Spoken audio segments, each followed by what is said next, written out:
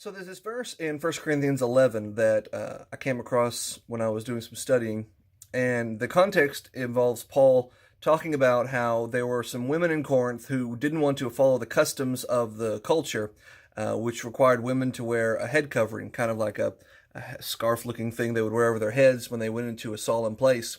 And so the women were saying, "We're Christians, we don't have to follow culture anymore, we're not going to wear the head covering anymore." And Paul said, "Wait a minute, there's no sin in wearing a head covering.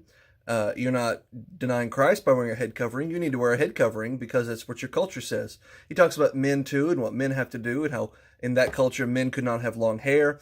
And so he says men have to follow their culture. Women need to follow their culture as well.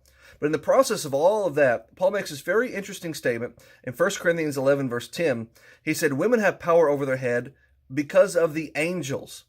So in the context of talking about all this, he basically says, you women need to follow this custom because of the angels. And that intrigues me. Why would he say that? What do angels have to do with how I am dressed when I go to worship as it relates to our culture?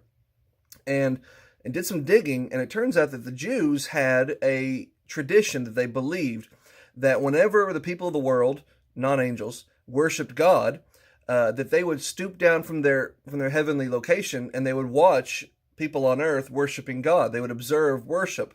Now, of course, the angels have their own worship. They also worship God, and they sing praises to God in heaven. We read about that in Isaiah 6 and other places.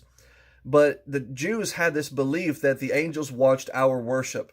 And so Paul is alluding to that, and he says, if you uncover your head and you do something shameful when you're worshiping, the angels will look down and they will be embarrassed and they will be ashamed and they won't watch our worship anymore. And it's an interesting little thought. It's just a little side note he says, and then he moves on. But it got me thinking about how when we worship, we're not pleasing ourselves. We're not supposed to be doing this for ourselves or to look a certain way for our neighbors, but we're doing this to please God. What does God want? God is watching us. The angels may not care. I think the angels do care because they worship God. So I think natural curiosity, they'd want to know what we're doing.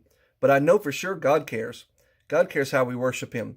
And so heaven is looking at us when we worship. Let's make sure when we bring our offering to God that we're bringing something respectful and we're bringing something honorable to his glorious name.